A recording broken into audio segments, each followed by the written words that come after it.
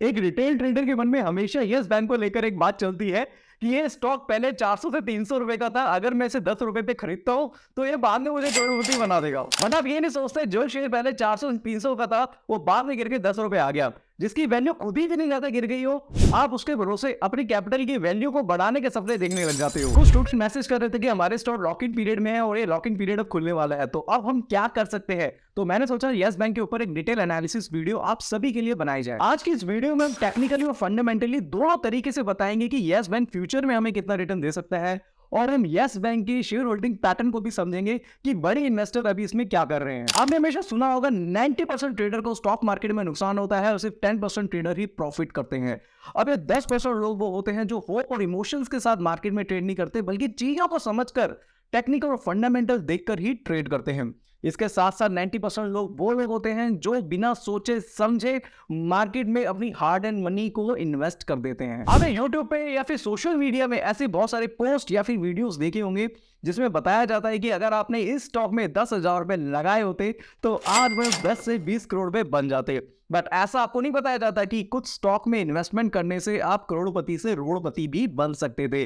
तो ऐसे ही एक स्टॉक के बारे में हम आज की वीडियो में बताने वाले हैं। साथ साथ बताएंगे प्रेजेंट में यस बैंक का मैनेजमेंट कैसा है और फ्यूचर में ये क्या कर सकता है। और अभी कुछ दिनों से ये न्यूज भी आ रही है कि एफआईएस भी स्टॉक में अपना स्टेक बढ़ा रहे हैं। तो ये न्यूज सही है या गलत, इस वीडियो में इसकी पूरी डिटेल एनालिसिस करेंगे, जिससे आप लोगों को भी ये पता चल जाएगा कि आपको क्या करना है। तो मैं Umesh Sharma chart analysis channel पे आपका हार्दिक स्वागत करता हूं। अगर आपने अभी तक हमारे चैनल को सब्सक्राइब नहीं करा है तो चैनल को सब्सक्राइब करके बेल आइकन को भी प्रेस कर दीजिएगा, जिससे इंपॉर्टेंट वीडियो आपसे मिस ना हो। दोस्तों वीडियो थोड़ी सी लंबी हो सकती है, बट वीडियो को देखने के बाद अपने यस बैंक से रिलेटेड जो भी डाउट है वो क्लियर हो जाएंगे। और अगर आपको ये वीडियो अच्छी लगे तो वीडियो को लाइक और कमेंट करना ना भूले। तो देर ना करते हुए वीडियो को हम स्टार्ट करते हैं। दोस्तों जब भी कोई नॉर्मल पब्लिक बैंक से लोन लेता है तो बैंक उसे डिफॉल्टर या फिर बैंकरप्ट घोषित कर देती है। बट जब कोई बड़ा बिजनेसमैन बैंक से लोन लेता है और वो उसे रिपे नहीं करता तो बैंक खुद ही बैंकरप्ट हो जाती है। ऐसा ही हुआ है यस बैंक के साथ। दोस्तों यस बैंक एक टाइम पे इंडिया का 4th लार्जेस्ट प्राइवेट बैंक हुआ करता था, और इंडिया में जितने भी यूपीआई ट्रांजैक्शन होते थे उसका 35% अकेले यस बैंक के थ्रू होता था। दोस्तों उस समय में यस बैंक का deposit 2 lakh crore benchmark touch किया था और उसमें 18,000 एम्प्लॉइज काम करते थे। जब अगर ऐसा बैंक डूबता है तो सिर्फ बैंक पर ही इंपैक्ट नहीं आता, मैसिव कोलैटरल डैमेज जब होता है तो उसका इंपैक्ट पूरी इकोनॉमी पे आता है, जिससे फॉरेन इन्वेस्टर भी उसमें इन्वेस्ट नहीं करना चाहते और जनरल पब्लिक का भी बैंकिंग सिस्टम से ट्रस्ट उठ जाता है। दोस्तों आपने सुना होगा इंडिया में 3-4% ही लोग ऐसे हैं जो स्टॉक मार्केट या फिर म्यूचुअल फंड में इन्वेस्ट करते हैं। बाकी के जो 96% लोग हैं वो जो भी पैसा अर्न करते हैं वो या तो बैंक में डिपॉजिट कर देते हैं या फिर उसकी एफडी करा देते हैं। एक इंडियन सिटीजन जब रिटायर होता है तो उस वक्त पे उसको कुछ पैसा मिलता है जो पूरी लाइफ में उसने सेव किया है, जाके उसे उसका जो बुढ़ापा है वो कट जाए। मान लो अगर उसी पैसे के साथ स्कैम हो गया तो उस आदमी का क्या होगा। और आरबीआई भी 5 लाख से ज्यादा रिस्क कवर नहीं देती, तो अल्टीमेटली आप सोचो कि उस वक्त पे उस आदमी के साथ क्या होगा। तो हम अपने टॉपिक पर वापस आते हैं। तो यस बैंक 2004 में राणा कपूर और अशोक कपूर ने बनाया था। 2008 में अशोक कपूर की डेथ हो जाती है 26/11 के अटैक में, और उसके बाद राणा कपूर और अशोक कपूर की वाइफ की काफी दिनों तक लीगल बैटल चलती है कि बैंक का टेक ओवर कौन करेगा, और उसमें राणा कपूर की जीत हो जाती है। दोस्तों दिसंबर 2011 में यस बैंक का टर्निंग पॉइंट आता है। यस बैंक सेविंग अकाउंट में 7% का इंटरेस्ट देता है, और अभी के कंपैरिजन में अगर हम उस वक्त की बात करें तो लोगों को स्टॉक मार्केट की नॉलेज काफी ज्यादा कम थी, तो लोगों का 7% इंटरेस्ट जो था वो काफी अच्छा लगने लगा।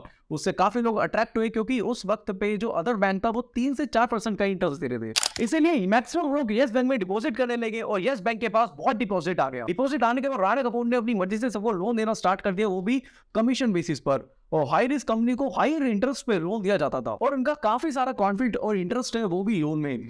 राणा कपूर ने अपनी कमीशन के चक्कर में ऐसी ऐसी कंपनी को लोन दिया जो कंपनी सबको पता था कि डूबने वाली है। उसमें से कुछ कंपनी है DHFL, cafe coffee day, Anil Ambani का Reliance group and Cox and King. एक global financial service firm US में 2015 ने एक रिपोर्ट पब्लिश करी जिसमें उन्होंने लिखा कि यस बैंक की ग्रोथ इसलिए हो रही है क्योंकि वो हायर इंटरेस्ट पे स्ट्रेस कंपनी को लोन दे रहा है, जैसे कि हमने पहले ही आपको बताया था। ये रिपोर्ट आने के बाद यस बैंक में अच्छी खासी गिरावट देखने को मिली। 180 रुपए का शेयर कुछ दिनों में 118 रुपए आ गया। 2017 में यस बैंक का एनपीए काफी ज्यादा बढ़ गया था। एनपीए का मतलब होता है नॉन परफॉर्मिंग एसेट।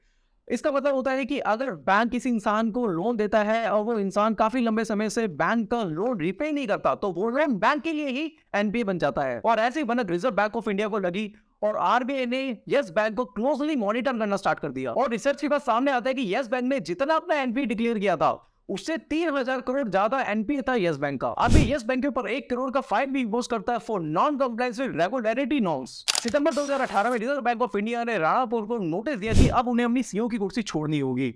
और उसी साल नवंबर में यस बैंक के एक चेयरमैन और 2 इंडिपेंडेंट डायरेक्टर रिजाइन कर देते हैं। और दूसरी तरफ credit rating agencies continuously yes bank की जो रेटिंग है उसको डिक्रीज कर रही थी। मूडीज जो एक रेप्यूटेटेड रेटिंग फर्म है, उन्होंने जो यस बैंक की जो रेटिंग है उसको नेगेटिव असाइन कर दिया। राणा कपूर के बाद मार्च 2019 में रवनीत गिल यस बैंक के नए सीईओ अपॉइंट किए जाते हैं, बट तब तक यस बैंक की हालत बहुत ज्यादा खराब हो चुकी थी।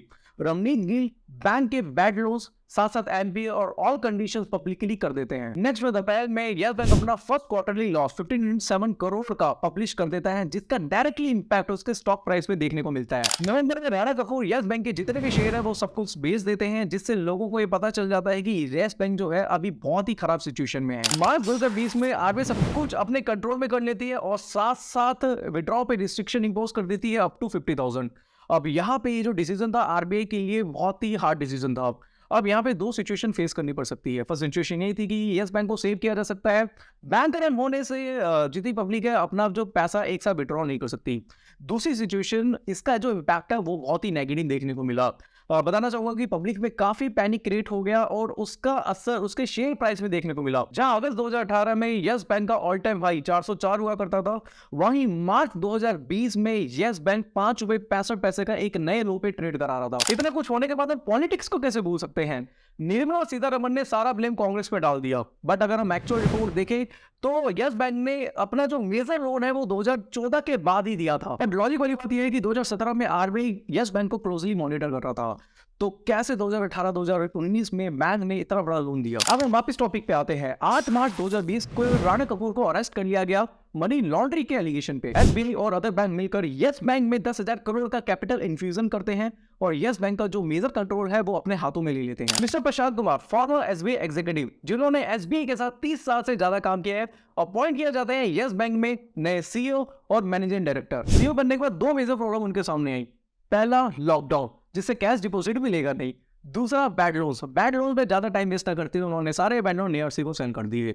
एआरसी ने उनसे सारे बैड लोन्स परचेज कर लिए, वो भी वन टाइम सेटलमेंट पे, बाद में वो खुद ही रिकवर करती है। एक बात तो यह है कि प्रशांत कुमार जी के सीईओ बनने के बाद उन्होंने मैनेजमेंट को बहुत अच्छी तरीके से संभाला है, चेंजेस लेकर आए हैं, ट्रांसपेरेंसी के साथ वो काम कर रहे हैं। इसके साथ साथ अब पब्लिक का जो ट्रस्ट है वो फिर से गेन हुआ है और डिपॉजिट इंक्रीज होने लगे हैं। मार्च 2020 से सितंबर तक 30% तक डिपॉजिट में इंक्रीज हुआ है, 1.36 लाख करोड़ तक चला गया है। प्रशांत कुमार जी ने एक इंटरव्यू में बोला था, things and dramatically changed, now I am having a good sleep. मार्च 2021 में यस बैंक ने अपना पहला प्रॉफिट 151 करोड़ रिपोर्ट में पब्लिश किया, जब से उनका बुरा समय चल रहा था। यस बैंक के मैनेजमेंट का बोलना है कि वो फोकस कर रहे हैं ग्रोथ और डिपॉजिट इंक्रीज करने में, और उन्होंने अपनी स्ट्रेटेजी को भी चेंज किया है। अब वो कॉर्पोरेट लोन देने की जगह वो रिटेल पब्लिक को लोन दे रहे हैं, क्योंकि रिटेल पब्लिक का डिफॉल्ट रेट बहुत ज्यादा कम है। तो यहाँ पे यस बैंक का फंडामेंटल और जो स्ट्रेटेजी है वो पूरी तरीके से चेंज हुई है। और कुछ दिनों से न्यूज आ रही है एफआईज अपनी होल्डिंग यस बैंक में लगातार इंक्रीज कर रहे हैं। तो आइए चलते हैं यस बैंक का शेयर होल्डिंग पैटर्न देखते हैं और जानते हैं इन्वेस्टर का व्यू यस बैंक को लेकर क्या है। ये आपके सामने यस बैंक की 3 साल की शेयर होल्डिंग पैटर्न है। चलो आइए अब इसको समझते हैं। प्रमोटर्स की जो मैं होल्डिंग की बात करूंगा तो वो पूरी तरीके से 0 है, बट अगर हम एफआईज की बात करें तो 23 जुलाई 2020 में, यहाँ पे हम क्वार्टरली की बात कर रहे हैं तो 27.4 थी, और उसके बाद सितंबर 2020 में 11.2, इसी तरीके से दिसंबर 2020 में हर 3 महीने बाद की बात करेंगे तो 15%, मार्च 2021 में 13.8, जून 2021 में 10.5, सितंबर 2021 में 7.9, दिसंबर 2021 में 8.2, और ये दोस्तों लगातार बढ़ती जा रही है।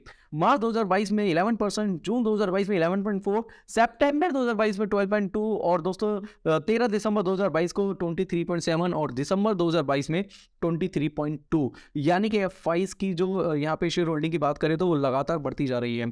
ऐसे डीआईएस की बात करें तो 23 जुलाई 2020 को 0 थी, उसके बाद 49% हुई, फिर 47.3, मार्च 2021 में 46.7, इसी तरीके से जून 2021 में 47% थी, सितंबर 2021 में 45.9, दिसंबर 2021 में 45.6, मार्च 2022 में 44, उसके बाद 43.9, 44, 38.4, 38.4। अगर दिसंबर 2020 की 22 की बात करें तो 38.4 है। पब्लिक की बात करें 23 जुलाई 2020 में 0% था, फिर उसके बाद धीरे-धीरे इंक्रीज होता रहा और अभी बात करें तो अभी दिसंबर 2022 में 38.3। और मैं अदर्स की बात करूंगा 23 जुलाई 2020 को 72.6 थी और अभी की बात करें तो 0 है। अगर मैं एफआईज पूरे इसको देखकर यहाँ पे ये पता चल पा रहा है कि एफआईज का जो इंटरेस्ट है और साथ साथ जो एफआईज का इंटरेस्ट है इस शेयर में लेके काफी ज्यादा बड़ा है और वो अपनी होल्डिंग है वो लगातार बढ़ा रहे हैं। इस पूरे शेयर होल्डिंग में मैक्सिमम जगह आपको पब्लिक की होल्डिंग सबसे ज्यादा दिखेगी। दोस्तों अगर कोई कंपनी एक स्टॉक में 1% से ज्यादा स्टेक बाय करती है तो उसका नाम ऑटोमेटिकली शेयर होल्डिंग पैटर्न में दिख जाता है। तो दोस्तों अब यहाँ देख सकते हैं एफआईज का जो स्टेक था सितंबर 2022 में वो 12.2% था और 13 दिसंबर 2022 के बाद इनका स्टेक 23.7% हो चुका है। ये जो एफआईज की जो होल्डिंग डबल हुई है इसमें दो कंपनी का नाम सामने आ रहा है। फर्स्ट है सीए बास्क इन्वेस्टमेंट 6.43%, सेकंड है वरवंता होल्डिंग लिमिटेड 6.43%। दोस्तों अभी स्टॉक मार्केट में स्टॉक मैनिपुलेशन का स्कैम चल रहा है, तो हमने भी क्या करा कि इन कंपनीज की कुछ जांच पड़ताल करी और कुछ एनालिसिस करी और ये सामने आया कि इन कंपनी ने 12 क्वार्टर में अभी तक कुछ भी इन्वेस्टमेंट नहीं करी है। यस बैंक इनका एक इकलौता इन्वेस्टमेंट है